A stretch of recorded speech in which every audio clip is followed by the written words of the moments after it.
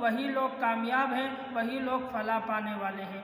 قرآن کی 700 آیتیں صحابہ کرام کی شان میں اتری گئی ہیں۔ کبھی اللہ فرماتا ہے اولئک ھم الراشدون، یہی لوگ اصل مومن ہیں، رشد و ہدایت کے راستے پہ ہیں۔ کبھی فرماتے ہیں اولئک ھم المؤمنون حقا، یہی لوگ پکے اور سچے اور ٹکے مسلمان ہیں۔ اور کبھی اللہ فرماتے ہیں من المؤمنین رجال صدقوا ما عاہدوا اللہ علیہ، کبھی اللہ فرماتے ہیں اولئک علی ھدی من ربہم واولئک ھم المفلحون۔ کبھی صحابہ کے بارے میں اللہ فرماتے ہیں اولئک ھم الفائزون، یہ لوگ کامیاب ہیں، کامیابی کے اعلیٰ درجے میں فائز ہیں۔ تو یہاں پر بھی اللہ فرماتے ہیں اولئک کتب فی قلوبہم الایمان، اے لوگوں جو صحابہ کے ایمان میں شک کرتے ہو، صحابہ کو برا بلا کہتے ہو، ان پر لعن و تشنیع کرتے ہو، تم یہ کہتے ہو کہ صحابہ مومن نہیں تھے، نعوذ باللہ انہوں نے اپنا دین چھوڑا تھا، او اللہ کا قرآن تمہیں کیا کہتا ہے اولئک کتب فی قلوبہم الایمان، اللہ کا قرآن کہتا ہے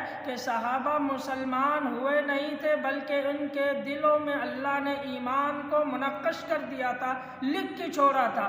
نبی کریم صلی اللہ علیہ وسلم فرماتے ہیں ہر بچہ جب پیدا ہوتا ہے وہ اسلام کی فطرت پر پیدا ہوتا ہے، پھر اس کے ماں اور باپ اس کو چاہے یہودی بنائے، نصرانی بنائے یا مسلمان بنائے، تو صحابہ پیدائشی مسلم تھے، مومن تھے، لیکن حضور صلی اللہ علیہ وسلم کی صحبت کا جب اثر ہوا تو پھر وہ اللہ کی فوج بھی بن گئے۔ اولئک حزب اللہ، یہی لوگ اللہ کی جماعت ہیں، اللہ کی فوج ہے۔ الا ان حزب اللہ هم المفلحون، اور جو اللہ کی فوج ہے وہ کامیاب ہے۔